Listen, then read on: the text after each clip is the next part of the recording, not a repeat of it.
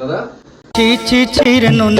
আমাকে তুমি একটা কথা বলো, ধরো যে কোনো ক্যাটাগরি ব্লগিং বলো রোস্টিং বলো, তো আমি রোস্টিংটাই বলছি। যারা ধরো নতুন রোস্ট শুরু করছে, মানে এরা ধরো শুরু করছে, আমার কথাই বলছি, ধরো কোনটা কোনটা ধরো 2-5 হাজার ভিউজ, কোনটা ধরো 10টা ভিউজ 20টা ভিউজ, তো আমার মন খারাপ হয়ে যাবে। আমার দিনের সাথে মনে হয় কি করছি, মানে আর হবে না, সেই জিনিসটা পাচ্ছি না, মানে মন থেকে খুব কষ্ট লাগে, যেটা তুমি ফিল করতে পারবে ব্যাপারটা। তো আমার কাছে কথা হচ্ছে যে আমার বলো বা বাকি যারা দেখছে, নতুন যারা ক্রিয়েটার, তুমি তাদের জন্য কিছু একটা বলো, তাদের যারা মোটিভ মানে একটু জোশ পায়।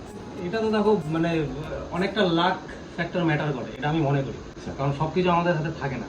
মানে এমন তুমি নিজেও দেখবে, ধরো তুমি একটা ভিডিও বানিয়ে 2000 ভিউজ পেলে, কষ্ট করে বানিয়েছো, কিন্তু একটু মার্কেট ঘুরে দেখবে তোমার থেকে অনেক বেটার কোয়ালিটির অনেক মেহনত দিয়ে ভিডিও বানিয়েছে, সে হয়তো 500 ভিউজ পেয়ে। তুমি তোমার দিক থেকে যদি চিন্তা করো যে আমি ডিমোটিভেট হবো, তাহলে ওর দিক থেকে যদি চিন্তা করো তাহলে তোর মরে যাবো। ঠিক আছে, এটা লাক ফ্যাক্টরের কিছুটা কাজ করে এই একটা। আর দ্বিতীয়ত হচ্ছে কনসিস্টেন্সি, এটার কোনো বিকল্প হয় না।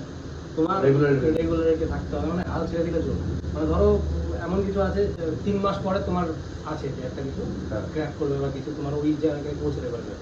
3 মাসের আগে যদি 2 মাসে তুমি হাল ছেড়ে দাও, তাহলে ওই জায়গাতে একটু মানে মেইনলি কথা হচ্ছে লেগে থাকতে হবে আর ডিমোটিভেট নিজেকে করতে হবে। আরেকটা জায়গায় একটু স্মার্টলি ইসে করতে হবে যে তুমি যেই ক্যাটাগরিতে মানে করছো, ভিডিও করছো, তোমাকে ঠান্ডা মাথায় ভাবতে হবে যে এই ক্যাটাগরিটা আমার জন্য কিনা। হয়তো তুমি 2 বছর পরে গিয়ে বুঝতে পারবে যে যেই ক্যাটাগরির জন্য আমি এত খেটেছি সেটা আমার জন্যই না, আমার জন্য অন্য কিছু ছিল যেটা আমি আরো বেটার মানে করতে পারতাম। ওটা আগে নিজে একটু ঠান্ডা মাথায় মানে কাউকে দেখে শিখলে হবে না, নিজের যেটা ইচ্ছা, ধরো ও ডান্স করছে বা গান করছে বা রোস্ট করছে, আমি খুলে ফেললাম, তাহলে হবে না। নিজের যেটা ভেতর থেকে আসবে সেটাই করতে হবে। তোমার ভিতরে যেটা আছে সেটাই তো সব থেকে বেস্ট।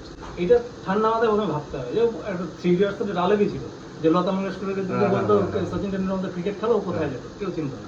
সেরকম তুমি ধরো নর্মাল ধরো ক্রিয়েটিভ ব্লগিং, ওটা তুমি ধরো দারুণ পারো, তোমার মাথায় যে আইডিয়া আসবে ওটা যারা এখন মার্কেটে টপ লেভেলের ব্লগার তারাও পারবে। কিন্তু ব্লগিংটা তুমি করছোই না, তোমার রোস্টিং দেখে ইচ্ছে হচ্ছে আমি রোস্টিং করবো, মার্কেট চলছে, ওকে দেখে ভালো লাগে, ও ইন্সপিরেশন।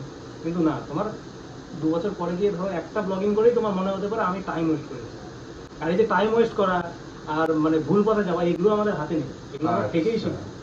বেসিক্যালি সত্যি কথা বলতে এটা আমি মনে করি ইউনিভার্সের একটা কসমিক একটা এনার্জি আছে, একটা প্রি প্ল্যান্ড একটা স্ক্রিপ্ট লেখা আছে আমাদের জন্য। আমরা কোথায় ঠেকবো, কোথায় করে খাবো, কোথায় মোটিভেট হবো, কোথা থেকে আমাদের আসল রাস্তার পথ বেরোবে, সব আছে তৈরি। একদম আমাদের শুধু সঠিক পথে মানে নিজেকে অনেস্ট রেখে, কাজের প্রতি অনেস্টি রেখে পথ চলতে হবে। বাকি আশা করি আমার সব প্ল্যান করা আছে, আর ছাড়লো না। আজকে ভিউজ কম যাদের আসছে শুনে নিয়েছো, আশা করি কিছু বলার দরকার নেই। মানে আমি একটা কথা বলি, এই যে আমাদের মানে ভাই বলছে একটু ইসে করতে, আমি নিজেও অত বড় কেউ না, অত ভিউজ আসে না, আমি নিজের মতো করে চেষ্টা করি। আমার এখন অনেক পথ চলা বাকি, আমি নিজেও হয়তো এখনো সঠিক নিজের রাস্তা খুঁজে পাই না। তো তোমরা শুনে নিয়েছো, যারা মিনমাদার কথা ব্যাপারটা বোঝো, তোমরা বুঝে গেছো ব্যাপারটা মিনমাদা কি বলতে চেয়েছে।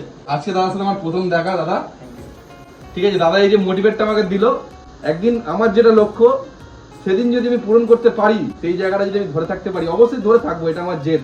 আরো দাদা আরো আমাকে উদরে দিল যে না করতেই হবে। তো সেদিন যদি আমি করতে পারি, সেদিন আজকে ভিডিওটা তোমার সামনে ছাড়লাম, সেদিন যদি আমার জায়গায় যেতে পারি, আমি আবার মিনমাদার সাথে সেদিনকে দেখা করবো, আমি আবার দাদার সঙ্গে তোমার সঙ্গে দাঁড়াবো। বেস্ট অফ কোটি, একদম বেস্ট অফ কোটি। এ হোয়াটসঅ্যাপ।